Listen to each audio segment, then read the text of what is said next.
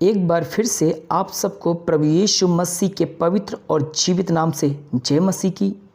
और परमेश्वर पिता को धन्यवाद देते हैं कि उसने हमें एक और सुंदर अवसर प्रदान किया कि हम परमेश्वर के वचनों से कुछ सीखने पाएँ। तो आज हम एक ज़रूरी विषय पर बातचीत करने वाले हैं जो कि हमारे जीवनों के लिए बहुत महत्वपूर्ण है, और उन सारी बातों को हम सब अच्छी रीति से जानते ही हैं, और कई बार हम उन सारी बातों को बार बार पढ़ते और सुनते हैं पर मानते नहीं, और एक बड़ी ही साधारण रीति से उन सारी बातों को हम नज़रअंदाज करते हैं, जिन बातों के बिना मसीह जीवन कुछ भी नहीं, या फिर मैं दूसरे शब्दों में कहूँ संभव ही नहीं। और आज जो मसीह जीवन में सबसे बड़ी कमी है और सबसे बड़ी समस्या है वो इसी बात की है कि हम उन बातों को अपनाना ही नहीं चाहते, और जिसके कारण मसीह जीवन में ज़्यादा बहस और बकवास होती है पर काम कुछ भी नहीं। और ज़्यादा बोलने और सुनने से अगर हम इन बातों को करते हैं तो हमारा मसीह जीवन फिर सफल है, और मसीह जीवन एक व्यवहारिक जीवन है, ना कि शब्दों और कल्पनाओं का। और मसीह जीवन तभी सफल होगा जब हम इन बातों को जानने के साथ साथ उन्हें मानते हैं, और जिसके बारे में बाइबल भी स्पष्ट और क्लियर शब्दों में बताती है। तो आइए हम ज़्यादा समय ना गवाते हुए सीधे परमेश्वर के वचन में आएंगे और देखेंगे कि परमेश्वर का वचन हमसे इन बातों के प्रति क्या कहता है। तो सबसे पहले हम देखेंगे याकूब की पुस्तक 1 अध्याय उसका 22 पद। याकूब की पुस्तक 1 अध्याय उसका 22वां वचन।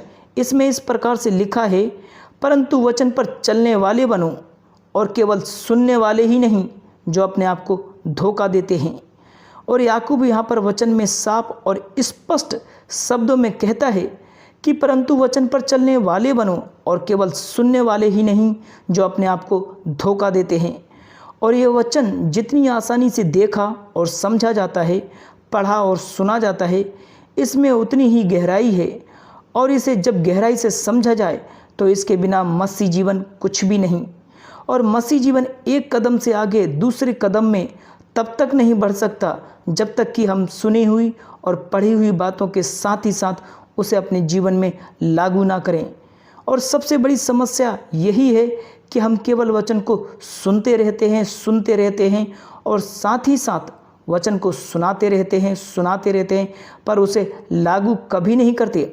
और हमें वचन सुनने में और अध्ययन करने में या दूसरे लोगों को बताने में, शेयर करने में हमें अच्छा तो लगता है पर उसे लागू करने में नहीं।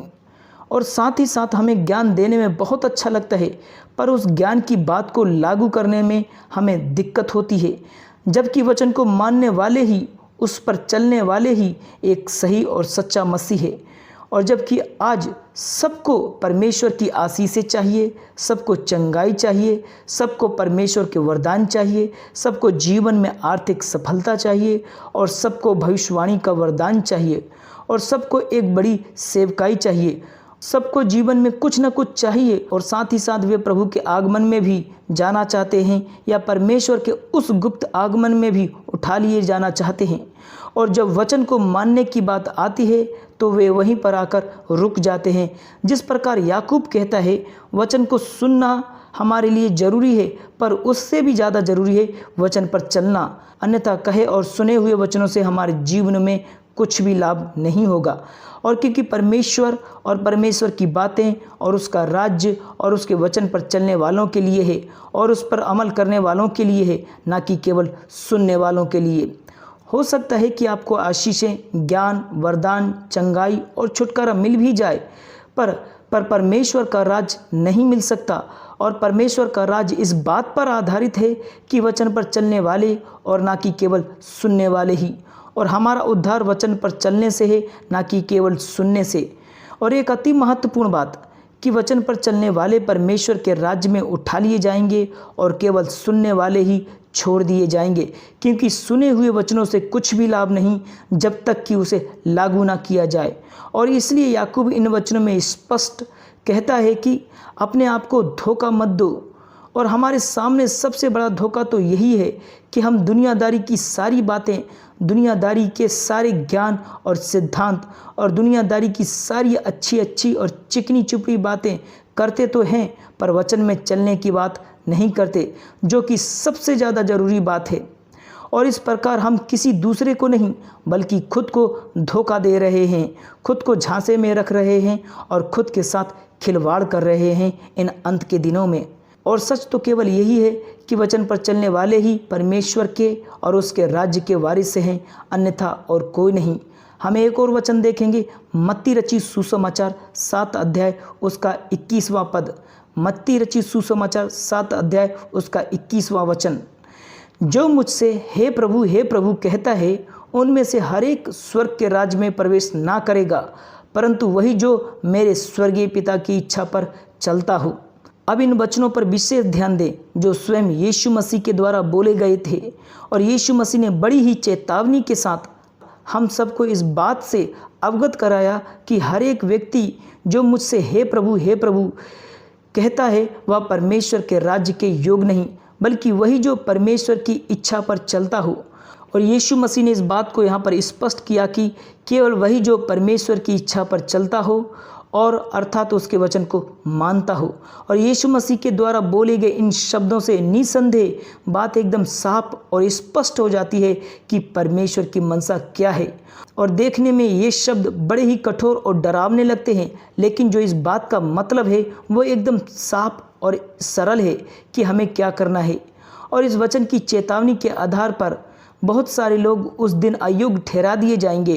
फिर बहुत सारे लोग आकर कहेंगे कि हे प्रभु, मैंने आपके नाम से बहुत बड़े बड़े आश्चर्य कर्म किए, मैंने आपके नाम से भविष्यवाणी की और बीमारों को चंगा किया, मैंने आपके नाम से चर्च में बहुत दान दिया, मैंने आपके नाम से कई सारी सभाएं कराई, मैंने आपके नाम से कई गरीबों को भोजन खिलाया और आपके नाम से बहुत कुछ किया।